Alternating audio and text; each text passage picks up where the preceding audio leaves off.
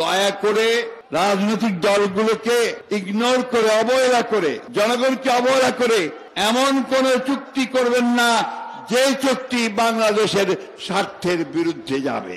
কিছু কিছু ছেলে পেলে বলে 17 বছর আপনারা কি করেছেন? আরে 17 বছর আমরা গাছের গোড়ায় পানি ঢেলে গাছের গোড়া নরম করেছি, সেই গাছের আগায় বসে আপনারা ফল খেয়েছেন। সংস্কার আমাদের দাবি, সংস্কার আমাদের সন্তান।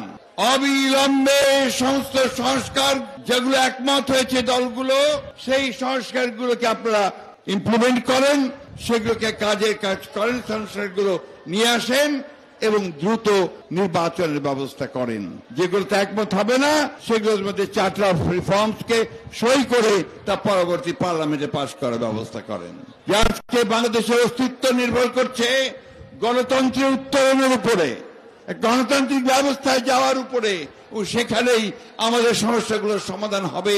আমরা বিশ্বাস করি কৃষক, শ্রমিক, মেহনতি মানুষের সমস্যার সমাধান একমাত্র সম্ভব একটা গণতান্ত্রিক ব্যবস্থায় উত্তরণের মধ্য দিয়ে।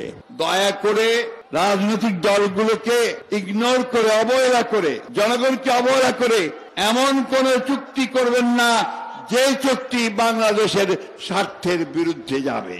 এখন যে কোনো ব্র্যান্ডের পুরাতন এসি বদলে নতুন ওয়ালটন এসিতে উপভোগ করুন 25% ছাড়।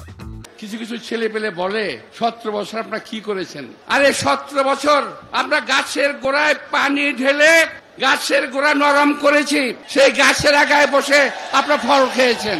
আমরা গাছের গোড়ায় হাতির মতো পানি এনে পানি দিয়ে এটাকে নরম করেছি।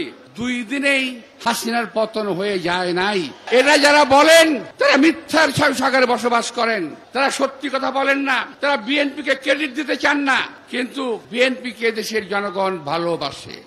আমি শুধু একটি কথা বলবো, ক্রেডিট নিতে যাবেন না, একা একা ক্রেডিট নিতে গিয়ে দেশটাকে ধ্বংস করবেন না। আমরা চাই সামনে কিন্তু দলের না, শুধু দেশের দুর্দিন কিন্তু খুব মারাত্মক ভাবে গিয়ে আসছে।